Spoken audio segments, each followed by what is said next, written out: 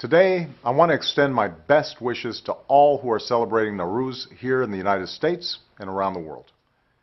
Each year of my presidency, I've marked this holiday by speaking directly to the people of Iran. That's what I'd like to do once more. This is a holiday for the Iranian people to spend time with friends and family, to reflect on the extraordinary blessings that you enjoy, and to look forward to the promise of a new day. After all, this is a season of hope and renewal.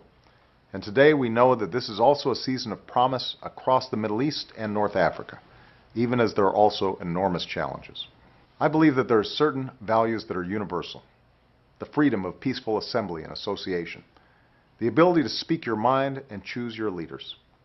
And what we are seeing across the region is the insistence on governments that are accountable to the people. But we also know that these movements for change are not unique to these last few months. The same forces of hope that swept across Tahrir Square were seen in Azadi Square in June of 2009. And just as the people of the region have insisted that they have a choice in how they are governed, so do the governments of the region have a choice in their response.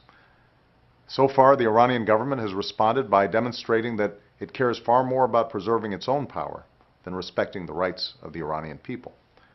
For nearly 2 years, there's been a campaign of intimidation and abuse.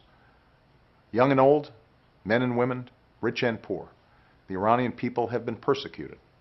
Hundreds of prisoners of conscience are in jail. The innocent have gone missing. Journalists have been silenced. Women tortured. Children sentenced to death. The world has watched these unjust actions with alarm. We've seen Nasrin Sotoudeh jailed for defending human rights. Jafar Panahi imprisoned and unable to make his films. Abdul Reza Tajik thrown in jail for being a journalist. The Baha'i community and Sufi Muslims punished for their faith. Muhammad Valiun, a young student, sentenced to death for throwing 3 stones. These choices do not demonstrate strength, they show fear. For it's telling when a government is so afraid of its own citizens that it won't even allow them the freedom to access information or to communicate with each other. But the future of Iran will not be shaped by fear. The future of Iran belongs to the young people, the youth who will determine their own destiny.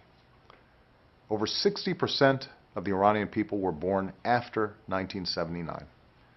You're not bound by the chains of the past, the distracting hatred of America that will create no jobs or opportunity, the rigid and unaccountable government, the refusal to let the Iranian people realize their full potential for fear of undermining the authority of the state.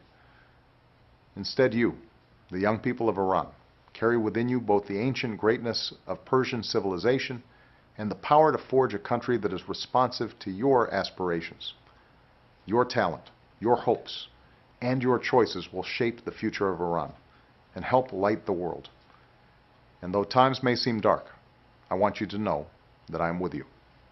On this day, a celebration that serves as a bridge from the past to the future, I'd like to close with a quote from poet Samin Behani, a woman who has been banned from traveling beyond Iran, even though her words have moved the world.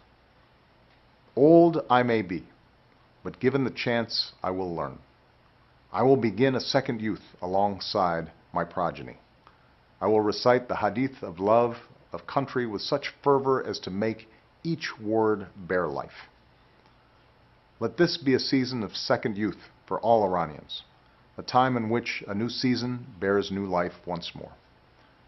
Thank you, and Eid e Shoma Mubarak.